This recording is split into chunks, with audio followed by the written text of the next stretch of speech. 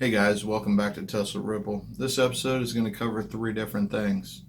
We're going to talk about the impending shortage of nurses and how we should be dealing with that and how we're not currently. We're also going to be talking about the shortage of PPE, personal protective equipment. That's the stuff that the nurses need to go take care of sick people, and there's a lot of sick people. We're also going to have a little rant about challenges, specifically internet challenges. I don't like them. I don't. So we're going to talk about that too. Let's get to it.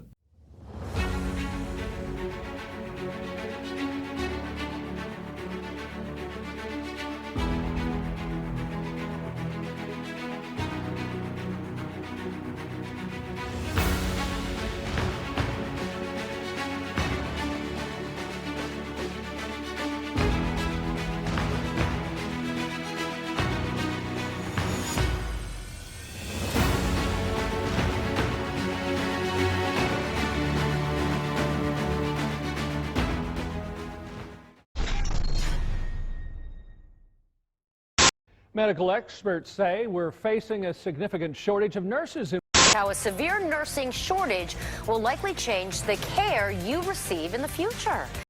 The VA is beset by, quote, large staffing shortages, including physicians and registered nurses, according to a September report. The worst possible combination: too many patients, too little, too lower number of doctors, nurses.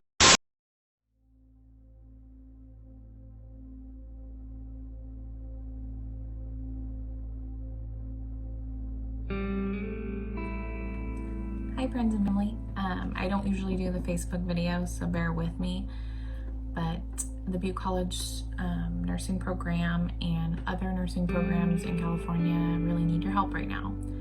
So we got word today from our teacher Lori, she's also like the head of Butte College's nursing program, that she's been in contact with the Board of Registered Nursing for California, and they're the ones that set all of our rules and policies that we need to fulfill to be able to graduate.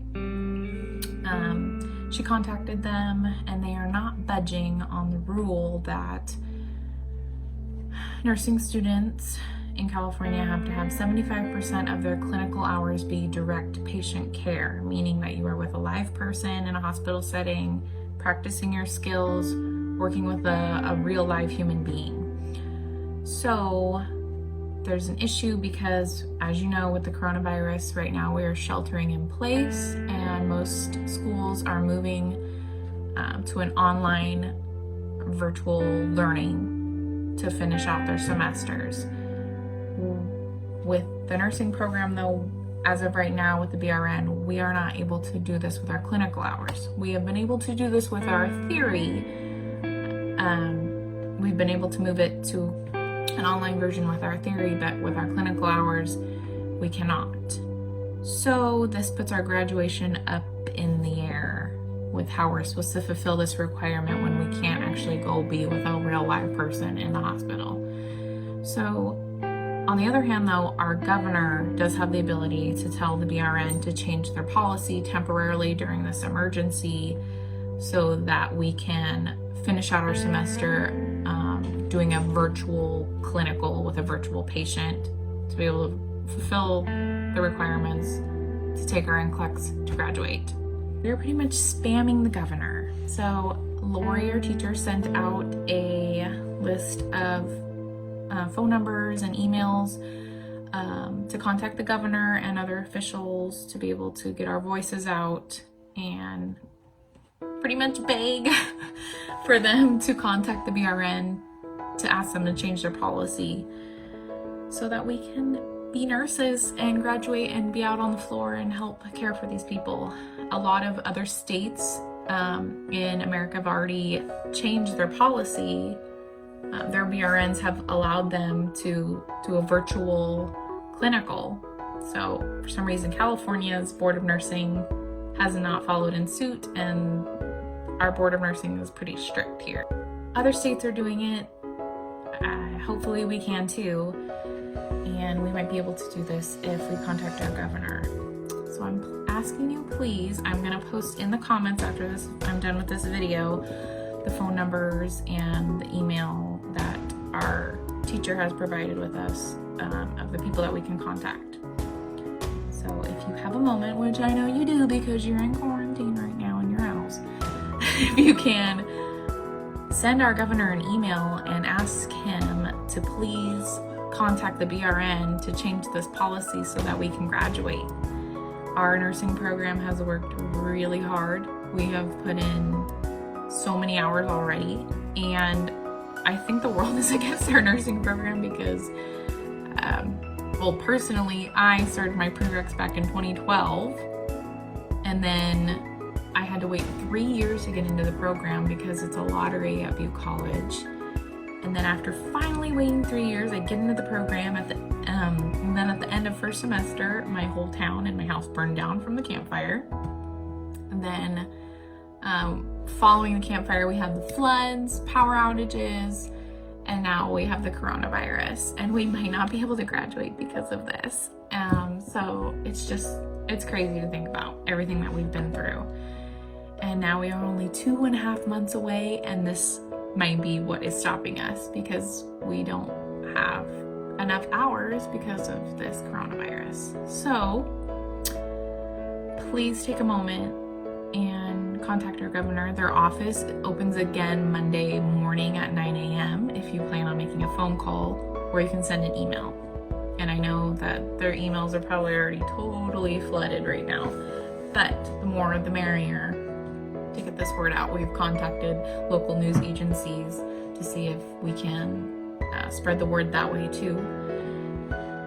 And it's not just for Butte College, it's all of these nursing students across California that are trying to graduate right now, and the California board is hanging us up. So if you can take a minute and contact him, I would greatly appreciate it. My classmates would appreciate it. All the nursing students in California would appreciate it. And our patients would appreciate it too, because we're the future nurses. We have to be out there on the floor to help these people. And yeah, so if you can, thank you.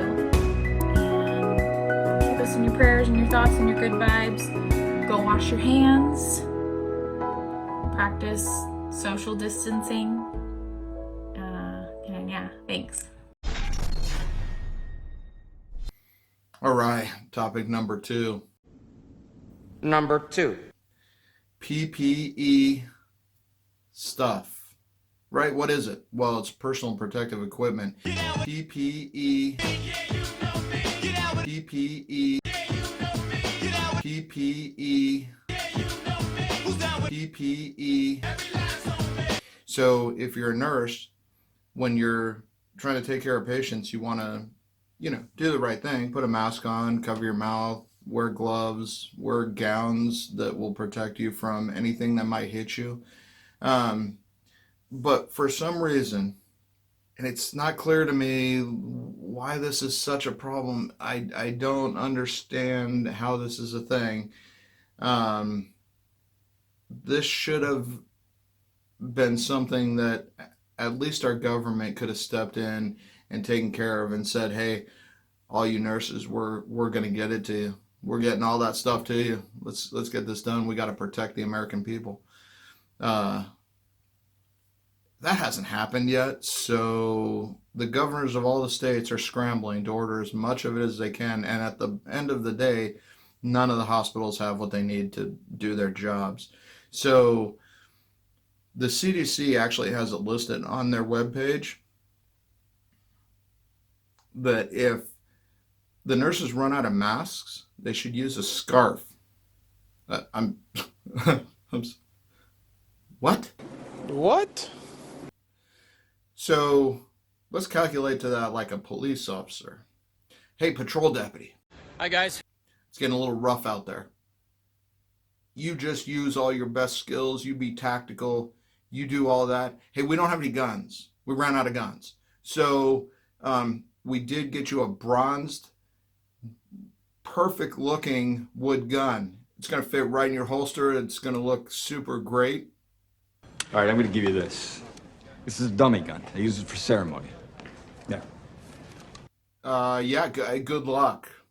It's probably going to be great. See you in 12 hours. Good luck. Really? Like, we can't get our nurses and doctors and the people that are going to take care of us if we have to go to the hospital? We can't get them protection so that they can keep working, so they can keep taking care of patients? What? I can't fathom this in my head, but it's a huge problem. Call your senator, call somebody, but be aware that this is something that needs to happen. They need to switch this over. My understanding is that companies are working on it and they're making as much as they can. We've all heard from the government that things are getting pushed along and it's looking very nice. But that's not what I'm hearing. This directly impacts me because my wife is a nurse. Yeah.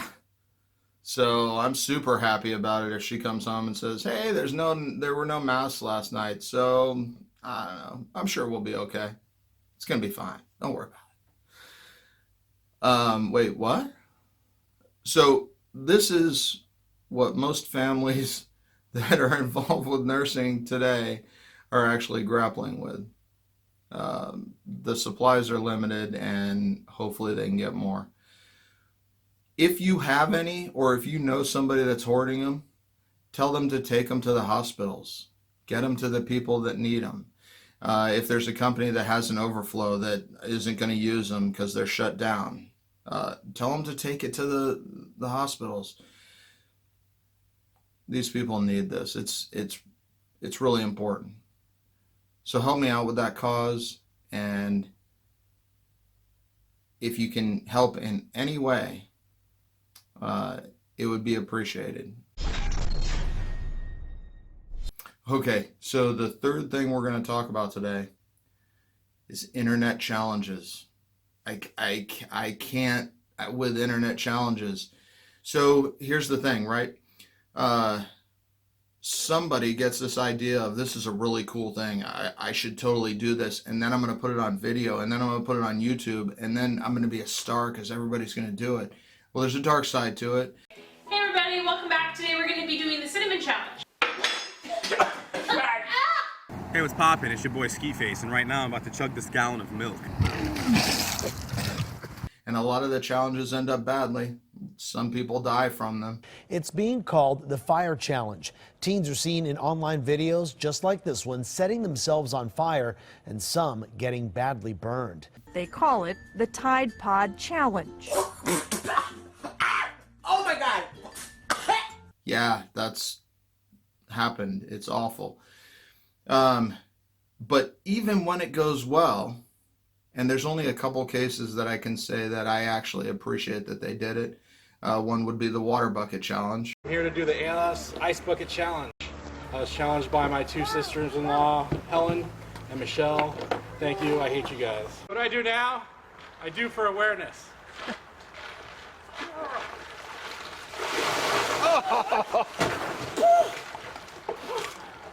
Oh, so much colder than on TV. Right? That promoted ALS, and that's a really good foundation. They do research, and it's important. And so that one I did support, and the trash bag challenge I supported, because going out and cleaning your community and filling a trash bag and showing that area is clean, that was great. But the most recent one that I saw that just absolutely horrified me, wanted to throw up in my mouth a little bit. I might still. There was a lady that licked a toilet seat on an airplane and then wanted to make a challenge out of it. I don't know what place in society that person has. I just don't. We're in the middle of this whole lock it down because you might die from an actual virus that is killing people. But go lick a toilet seat? I don't know. I don't have words, really. And then that brings me to the next one, which has bothered me forever.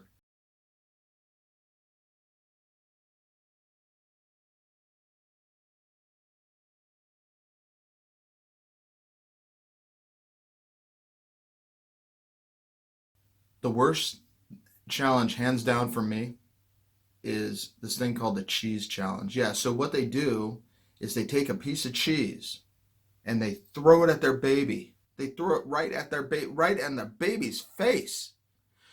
Who does that? You throw cheese at your baby and then you want to call it a challenge? Like, there's no level of anything that you can give credit for that. It's horrible. And if you're one of those people, and to make it that much worse, you're going to take God's food, cheese, and throw it somewhere? I can't. If I see that on my TV one more time, I'm going to make it a personal vendetta against challenges and somehow make them stop. Because that is the worst thing I've ever seen in my life. Nobody should do that. You should not throw things at your baby, and you should not waste cheese. I don't know who these people are. If you know that person, you should tell them to throat punch themselves. Yeah, because it is appalling. That's the worst challenge that I can think of. I can't. It's driven me nuts forever.